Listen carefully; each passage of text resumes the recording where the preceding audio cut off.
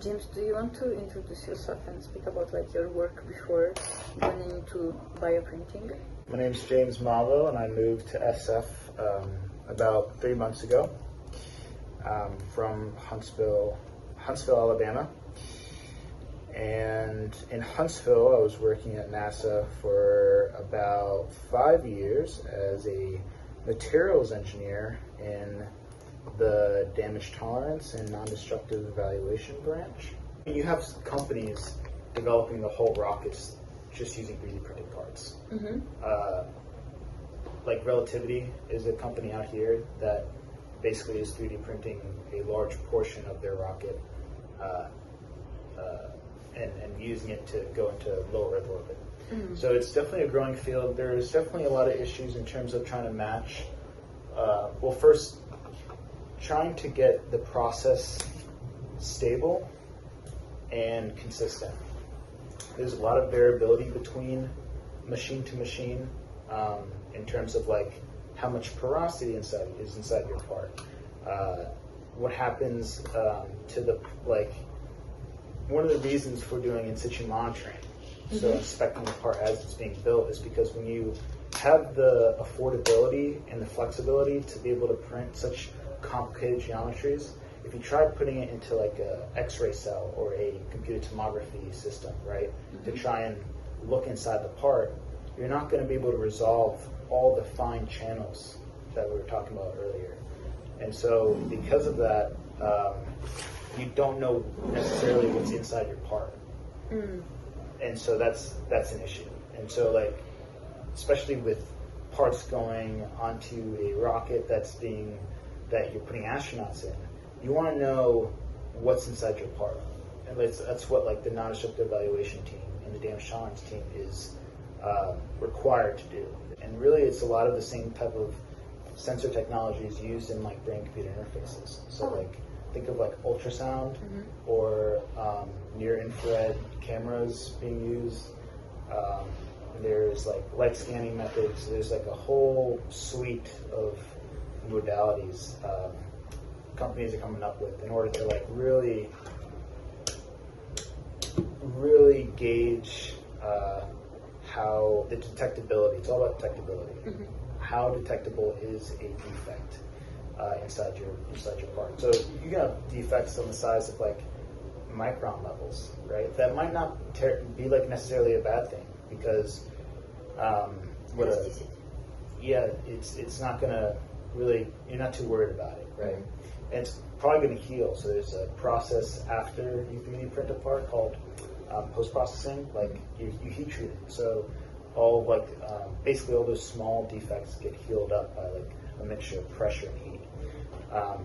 So yeah, it's a growing field. There's a lot of issues that are well known and that are trying, from an engineering standpoint, trying to be solved. What's the potential of bioprinting? Which still needs a whole lot of research and development. But the fact that we can print our own, and a lot of the schematics are open source, kind of tells you everything you need to know about, its potential. Because just like the 3D printing community, like hobbyist 3D printers, if more and more people know about bioprinting and more people make, I think, adjustments or attachments and upgrades to it, I think it could blossom into something pretty beautiful. I think probably the bottleneck right now is getting it to a point where what you're printing is actually usable to humans.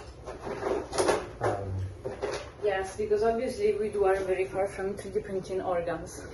Yes, and it's funny because when we went to CMU, a lot of the tissues and organs people were printing, a lot of the researchers were printing, they were implanting them in mice. And they were getting really good results. And then we also saw the researchers printing in vitro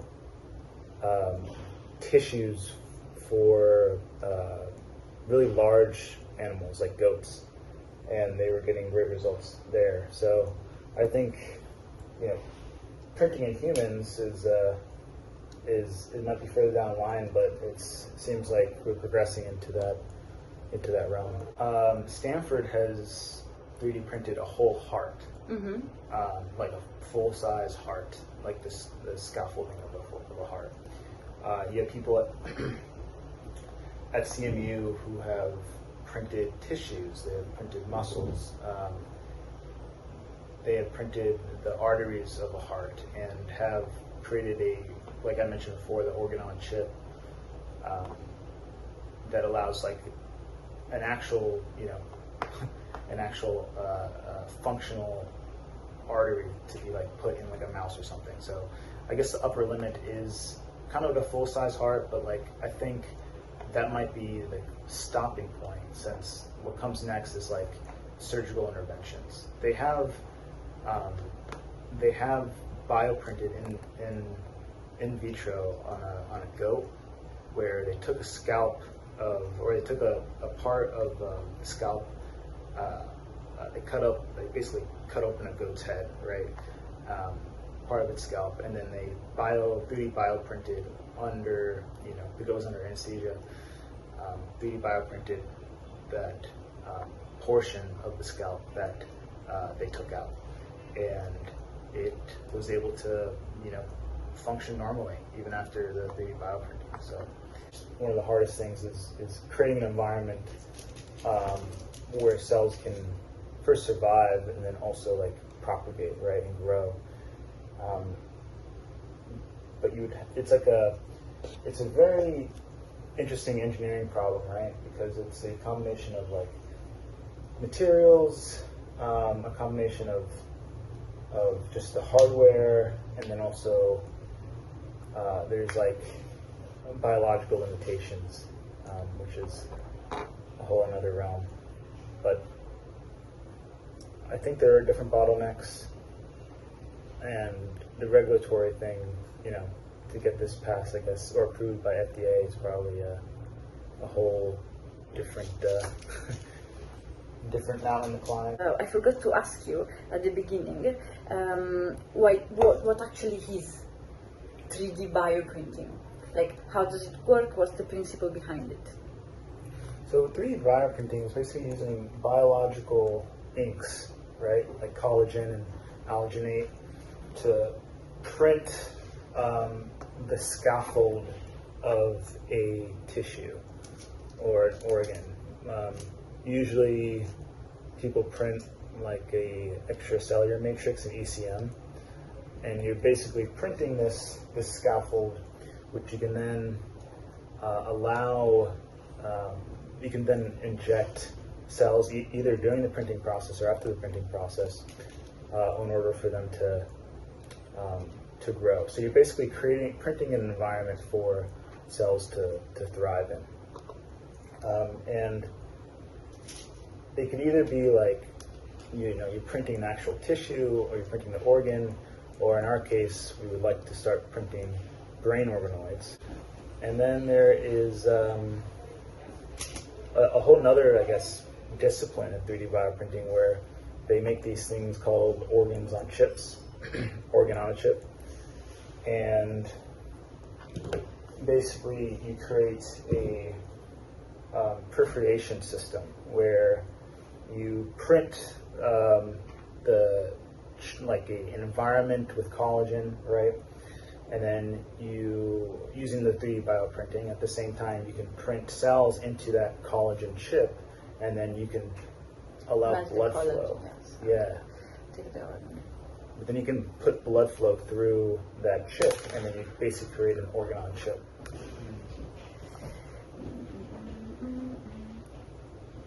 So, okay, you are actually interested in like 3D printing neuron. Kind of like Neuralink on a chip kind of thing. Mm. Instead of, so like these big brain computer interface companies, and really a lot of labs in general, a lot of the testing is done on animals, like chimps and rats and those types, and so you kind of kill a lot of animals in the process. And so if you could find a pretty viable way to print neurons and have them survive, that's like probably the biggest thing. Is if you're going to be working with neurons, you first need like a pretty well set up lab, so you can culture the neurons for them to basically survive and grow. But ideally, if you're able to create a basically, I guess, a system, or more like a bioreactor, where you could first print the neurons into this environment, and you have a bioreactor set up for which the neurons could survive and grow. You would be able to do a lot of your electrical testing and recording from this bioreactor, instead of having to go through the process of Killing an animal, killing an scan his brain. Yeah, exactly.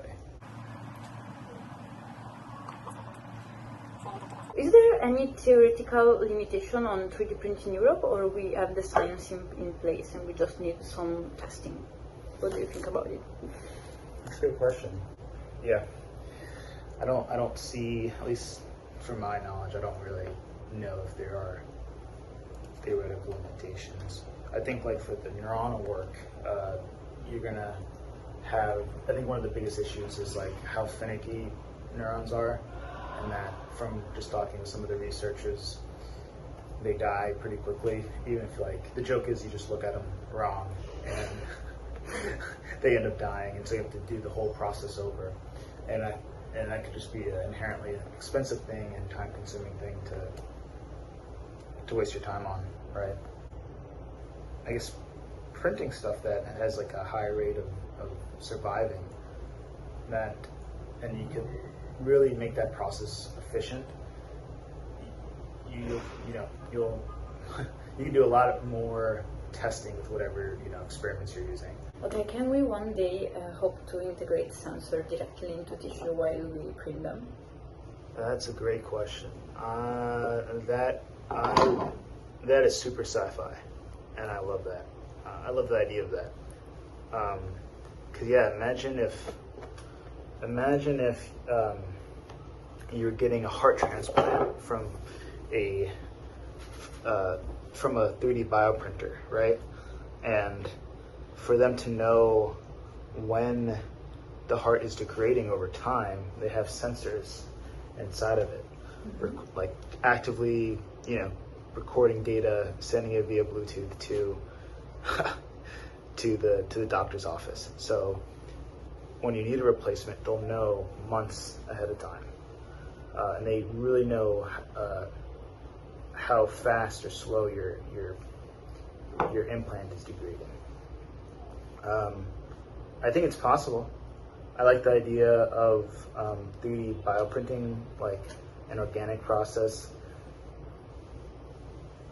mixing with the realm of like microelectronics, where you can first print or manufacture a microelectrode. Then you can print on that microelectrode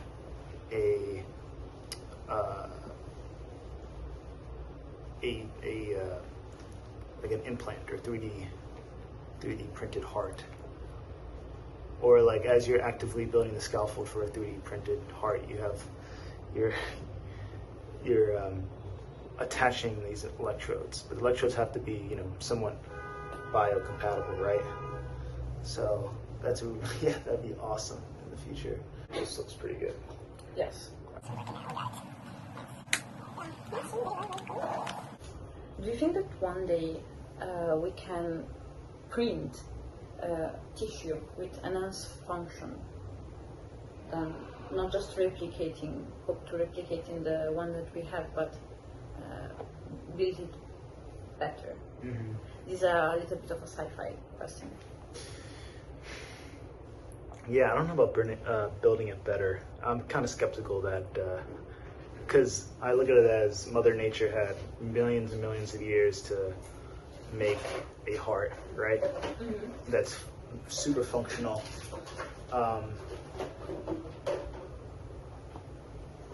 So I think it would be inherently hard to replicate that. Do I think we can make it good enough so we can extend human life? I think that's a possibility. Because, like, how many people die of heart attacks, or like cardiac arrest or some other type of issue where there's heart failure? If we're able to, like, have sensors inside of heart that, you know, tells you preemptively that, you know, your something is failing inside you, I think that is a interesting way, or sci-fi-ish way, to extend human life, right? Yeah. So here it is, the 3D printing arm, and okay, last round of question before we say goodbye. Okay, so you work for NASA, SpaceX, Blue Origin, basically all of the big in space, big player in space. So give us some insight on that. Like, I was building stuff for the commercial crew. What's your impression on the sector and so on? Yeah, so I mean, I worked with SpaceX and Blue Origin when I was with NASA, and I think the private industries are the ones in the future that are gonna be, you know, doing the bulk of space exploration, and I think NASA is going to have more of like a regulatory arm when interacting with the private industry. One of the benefits about the private industry is that they can just move faster. They can as you've seen the SpaceX's rockets, they have they can afford to blow up rockets all the time, right? In terms of testing. NASA doesn't have that privilege, because if they did that, it would be a whole political issue. So like, there's pros and cons to both, but I do think that the private industry is going to just be able to move faster and really do the bulk of space exploration in the future. But I want to say NASA will start to transfer into more of like a research arm, where they can work on the things that private, first off, like, doesn't have the time to do, but it's still very important. So like what I was describing with in-situ monitoring and damage tolerance, and like developing some of the ND methods for additive manufacturing, I think that is more of an R&D role that NASA can then build upon that knowledge base and then share it with the private sector. So in many ways, like, we both benefit, because at the end of the day, the idea is to, you know, make humans multi-planetary species. Yes. And so really it's going to be, we're both going to work together and have to collaborate to make sure that happens.